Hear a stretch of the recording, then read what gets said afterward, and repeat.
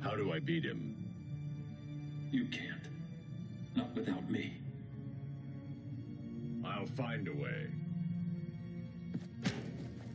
This is my fight, Bruce! You need me! Bruce! Bruce! Bruce! Hello, and welcome to the Pick Glass review of Injustice 2, giving you the average gamer's take on the sequel to the DC Comics-based fighting game. If you want to pull on your tights and cape for this one, I won't judge. Injustice 2 was released on May 16, 2017 for the PlayStation 4 and Xbox One, as well as mobile, Android, and iOS by NetherRealm Studios and Warner Bros. Interactive Entertainment. The original game had a storyline that was an intriguing twist on the DC Comics mythos, so this one has a lot to live up to. If you're not familiar, don't worry. The story mode gives you a quick recap and even takes you through a few fights from that history. Basically, the Joker took his theory that anyone could be like him after one bad day and applied it to Superman with world-changing effect.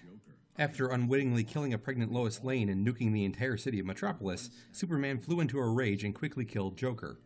He blamed Batman for never killing Joker before and decided that the only way to truly save the planet was to control it with an iron fist. That's how our greatest hero became our greatest threat.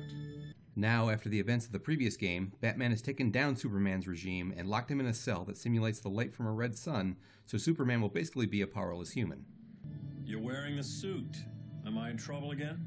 But now Brainiac has begun an assault on Earth and gotten some of Earth's remaining villains to side with him. Further complicating things, Supergirl has just arrived on Earth having seen Brainiac's onslaught on Krypton firsthand, and not knowing anything about what her cousin's been up to, except that he's been imprisoned. Well, what good are these powers if I can't even help Kal-El?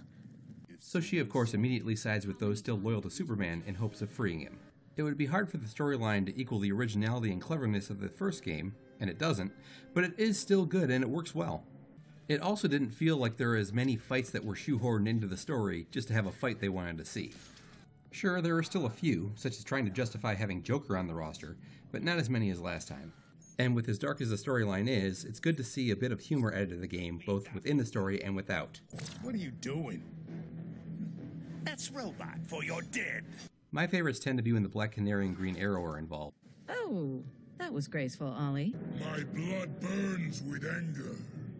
There's a prescription for that, you know. Ollie couldn't handle two of us. He'd like to think could. All men do. I forgot to bring my banana arrow. Wait, you eat bananas, right? Or is that an offensive stereotype? There's a good range of difficulties to choose from, offering options for all levels of players. That said, I still had a hard time against Brainiac during the story mode even on the easiest of difficulty levels, but then I'm terrible at fighting games. As usual, your mileage may vary. The graphics are great, the characters are easily recognizable to anyone familiar with DC Comics, the arenas have plenty of detail, and the arena transitions, like last time, are pretty cool. The controls are pretty simple fighting game controls, one button each for light, medium, and heavy attacks, and another for the unique ability each character has. There aren't a lot of complicated stick movements to pull off special moves, so most are pretty easy to get used to, even if some others remain tricky. Of course, the over-the-top super moves have made their return, and those are quite easy to pull off, and they're also just as insanely violent as before. It's hard to imagine that anyone, even Kryptonians in some cases, could survive these, but they are fun to do. New to the series is the ability to upgrade each character's equipment, improving certain aspects. You can earn these through gameplay and mother boxes, and most of them require that character to be a certain level in order to use it. You can also unlock different color schemes for each character, and in some cases, skins for similar but different characters. The aforementioned mother boxes can also be earned through gameplay, and bronze, silver, and gold versions can be purchased. Depending on which type of mother box you open, you get a certain number of random items for your characters, with chances of high-level upgrades. Online modes are pretty standard, with options for ranked, unranked, and private matches, as well as rooms where you can look for opponents. There's also an AI battle simulator, which is a passive way to play multiplayer. You put together a group of 3 characters to defend from attacks, and then you choose an opponent and assemble another 3-character team to take attacks.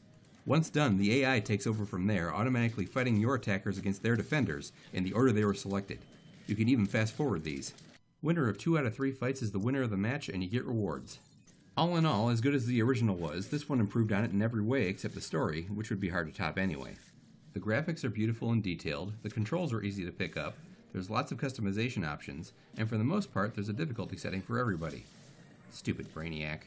If I were to give it a rating out of 10, this is a pretty easy 9. So if you like fighting games, DC characters, or just want to save the world, you can't go wrong with this game. Thank you for watching my review. Be sure to hit the thumbs up button, and while you're at it, click subscribe so you won't miss out on future videos. And check out some of my other videos while you're here. See you next time.